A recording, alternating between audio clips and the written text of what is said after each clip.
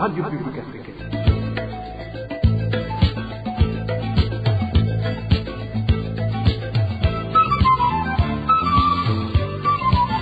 Radio Publique Africaine.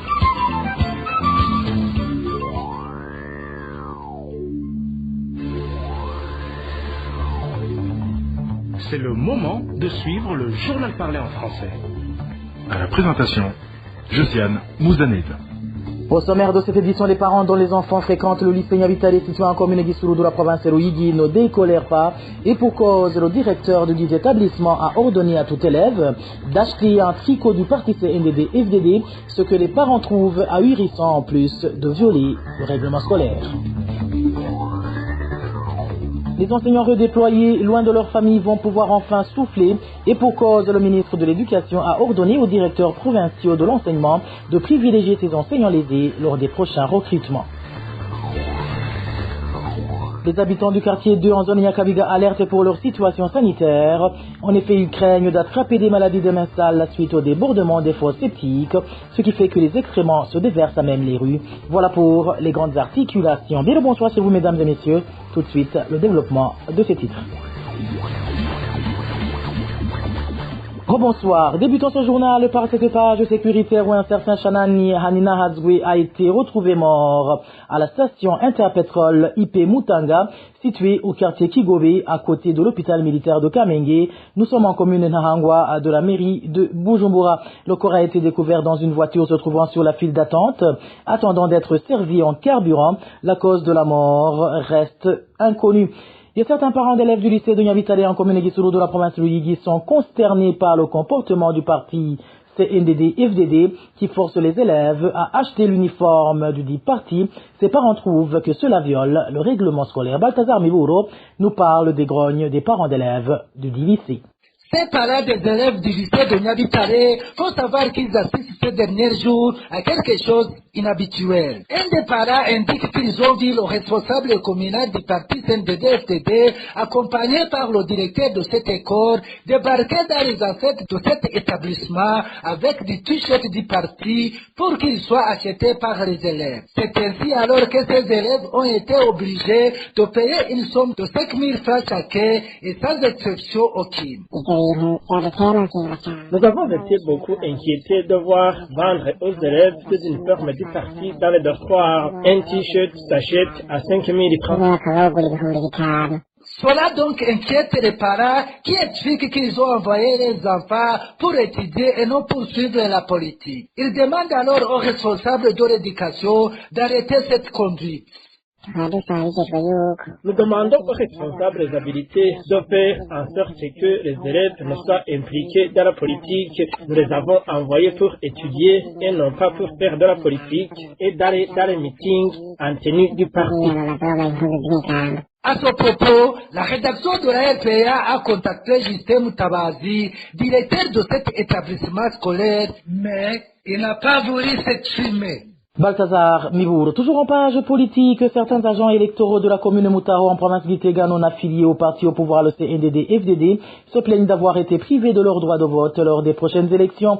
Ces derniers ne disposent plus de cartes d'électeurs car ayant été sommés de remettre les récépissés afin qu'ils puissent figurer sur les listes des observateurs, ce qu'ils qualifient de honteux et frauduleux et demandent que ces documents leur soient restitués afin qu'ils puissent eux aussi exercer leurs devoirs civiques et voter pour la personne de leur choix. Le point avec Elvis Léomongué. Plusieurs agents électoraux dans les prochaines élections de la commune de Moutao dénoncent le retrait de leur carte d'électeur par un membre du CNDD-FDD. Selon nos sources, les personnes concernées ne sont pas membres du CNDD-FDD, le parti au pouvoir. Le retrait des cartes aurait été effectué par un infirmier du centre de santé local désigné comme principal responsable par les plaignants, affirmé nos sources. Ce genre de Dieu allait obliger de rendre les récépissés car ils doutaient qu'ils ne vont pas voter pour le CNDD-FDD mais qu'ils pourraient voter pour les Tutsis alors que c'est le parti CNDD-FDD qui leur a donné du travail. C'est là où ils les ont ôté ces récépissés pour pouvoir récupérer their cartes d'électeurs et en fait voter à leur place. D'autres anomalies sont signalées. Des sources locales révèlent également que certaines cartes non récupérées par les titulaires avant la date limite de distribution n'ont pas été retournés à la commission électorale communale indépendante, ceci comme le prévoit la réglementation en vigueur, mais qu'elle serait validée par un chef coroner. Ils n'ont pas reçu les cartes d'électeurs. Il y a Moutaro, il y en a beaucoup de magouilles, mais les cartes qui avaient resté au dernier jour de distribution, supposées retourner à la saisie, n'ont pas y retourné. Ils les ont distribués aux chefs de colline provenant de la CNDD-FDD. Ce sont eux qui les ont. Chez nous, tout est difficile. Les victimes de cette mascarade appellent les autorités compétentes à intervenir. Ils demandent la restitution de leur qualité et la garantie de l'équité et la transparence du processus électoral, rappelant que le droit de vote est un droit fondamental. Merci à toi Elvis Néomungeli. Dans la même rubrique, des citoyens issus de différentes régions du pays dénoncent l'utilisation des listes bloquées dans les élections législatives et communales. Interrogés ce vendredi par la radio publique africaine, certains estiment que cela ne manque pas de conséquences car les programmes électoraux qui devraient être présentés directement par les candidats eux-mêmes afin que les électeurs puissent mieux les connaître et faire un choix éclairé sont par conséquent présentés par les hauts responsables de ces partis et ces citoyens regrettent également que le recours aux listes bloquées empêche les élus de réellement servir l'intérêt général vu qu'ils se retrouvent contraints de défendre les intérêts de ceux qui les ont placés sur ces listes. Suivez certains habitants qui se sont entretenus avec la RPA. Nous avons constaté que certaines personnes ne méritent pas les postes qu'elles occupent. Si les citoyens pouvaient les identifier, ils leur refuseraient les revoir. C'est précisément pour éviter cela qu'on a fait recours au système de listes bloquées.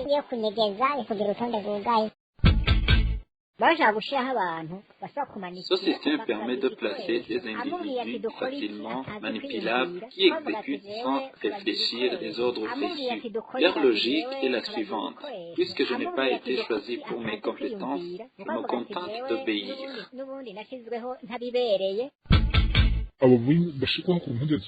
Les personnes inscrites sur ces listes bloquées sont souvent celles qui ont déjà commis des fautes. On les y place pour les protéger, afin qu'en retour, elles soutiennent les dérives de ceux qui les ont nommés.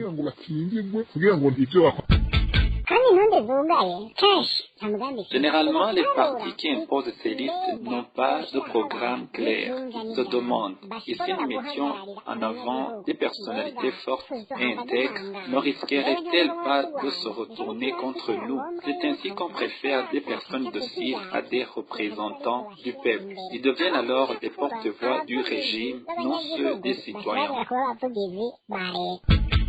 Si l'on autorisait les candidatures individuelles, le pays progresserait, chacun défendant ses propres idées et son programme.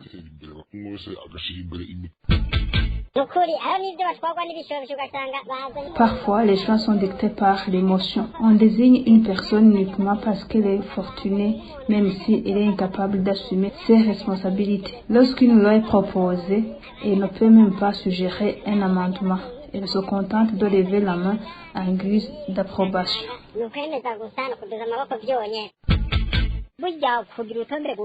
Permettre aux candidats de se présenter individuellement est extrêmement bénéfique. J'en ai fait l'expérience en 1993. À l'époque, on connaissait les élus, on pouvait juger leur action. Il y avait une vraie compétition. Aujourd'hui, cette soi-disant compétition se traduit par des violences, des enlèvements, voire des assassinats.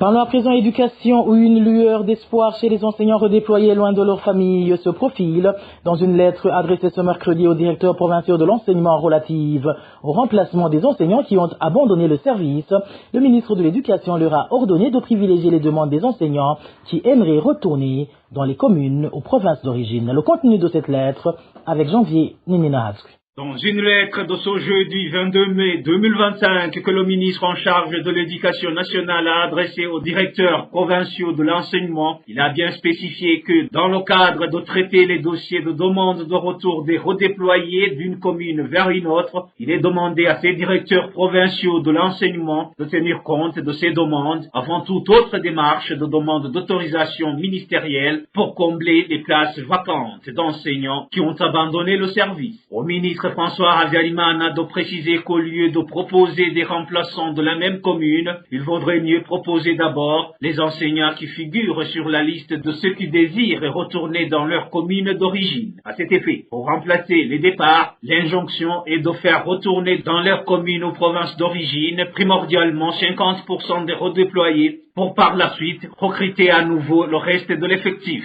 François Habyarimana conclut en soulignant que l'instruction mérite une scrupuleuse observation. Il va sans dire qu'un taux d'abandon du service chez les enseignants est de plus en plus inquiétant dans différentes directions provinciales de l'enseignement. Des enseignants qui avancent pour cause principale le maigre salaire.